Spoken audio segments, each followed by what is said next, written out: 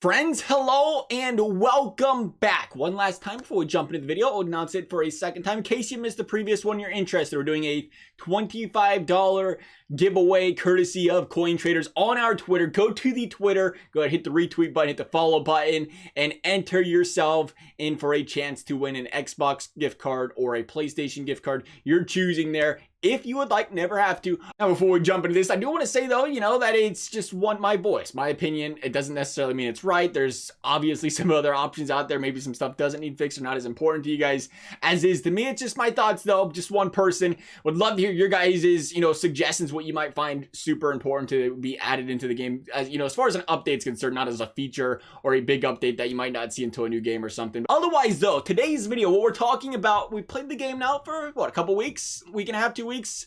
Plus the trial, and I'm gonna be honest, I've liked the game so far. I actually have. I think I've liked it more because I've seen the promise in it. I feel like there's other years where it felt like the LT could be exploited or the pass from behind interceptions was getting ridiculous. This year, I feel like you're finally, and maybe this is why I like it, there's a poke check back in the game. I don't feel like we need a spam poke check, but I've always been a guy who loves playing defense, and it felt like last year when you poke check, it didn't matter what you did. It was ineffective. It tripped players. Even if he was in perfect position, down they went. This year, it feels like, once again, the poke check's back, and you can play a little bit of defense, which is great. Allow the creativity on offense, all for it, but allow the defenders a way to counter that creativity, and it looks like the poke check this year is a good way to counter it for players. That being said, though, from a defensive standpoint, there's one thing that sticks out very mightily right now that I feel like EA does need to fix, and that is the forced one-timers. Every single year, it's going to happen. I know people always say, yeah, get rid of the one-timer. Fact of the matter is, just be completely blunt, play better defense. But in this case, this year, if you're playing and there's a lot of one-timers, you can be right on top of the player, hold his stick for him, hold his junk, hold his skates, walking his dog, whatever, all on top of this guy. Goes right through you every single time, just about, and it goes and gets tapped in. I've heard some talk, maybe it's because the speed of the pass is just too hard, so it goes through everybody. I don't know why that should matter. No matter how hard the pass is, I mean, if your stick's in the way, it shouldn't go through it because it's going 80 compared to 20 or whatever, but nonetheless, it is being heavily exploited this year. I'll be honest, I'm a person that I don't even look for anything else.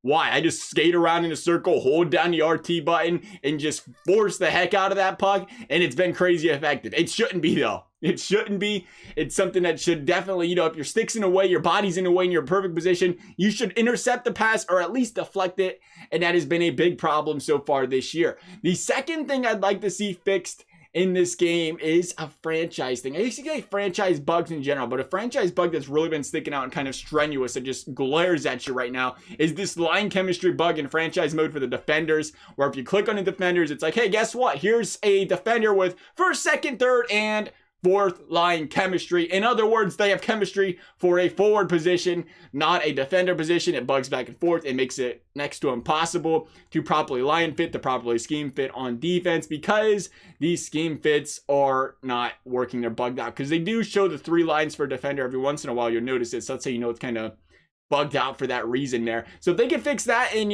whatever else, that's the major thing I've noticed in franchise mode so far.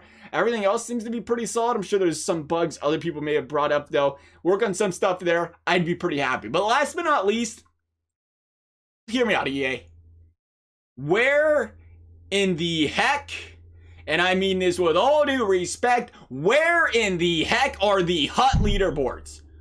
Who in the heck plays any video game and doesn't have a leaderboard? Imagine playing Call of Duty, you can't check out your kill death ratio or your win loss. Or imagine going to ESHL and saying, I just put up 10 points. Let's go take a look at the stats. Wait a minute, there are none. Why is there not a leaderboard? That doesn't even make sense. Who plays anything competitively? Sports, gaming, that's like the NHL said, hey, we're just not going to have a standings this year. Where's the leaderboard?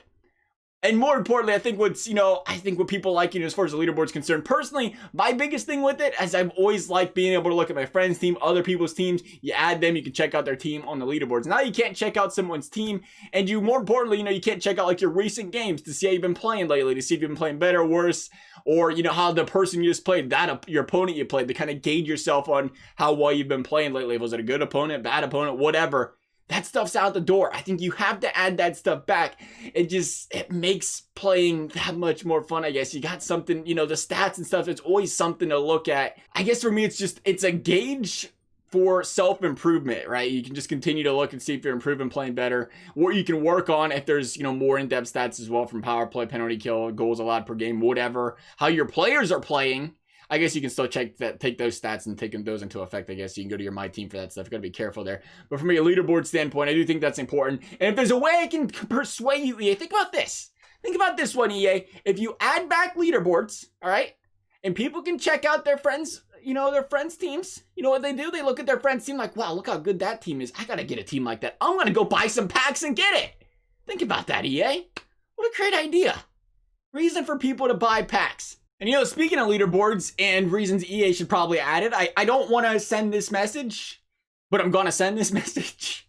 What's stopping you from cheating right now? I could win 3,000 to nothing, disconnect 1 million people in a row. Who would know? Not a single person, because there's no leaderboards and there's no recent games. Consider that. How you gonna filter out the cheaters?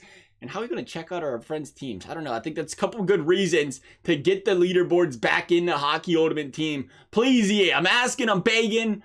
Please and thank you. The game's been great so far, though. I'm gonna be honest. Like I said, I've loved the game. Overall, I think it's been great. There's some areas that I think could easily fix, like the one-timer stuff that could vastly improve the gameplay from there. And, you know, again, some franchise stuff. I haven't played Be a Pro quite enough, to be honest. I know there's some talk about once you get to a certain point, you can't gain any more progression in certain areas. Again, I haven't played enough to see that. But that's our thoughts. 3 things I think is important to be added into NHL 21 or to be updated into NHL 21 so far this year. That's our thoughts. As always, thank you guys for watching. We'll see you next time.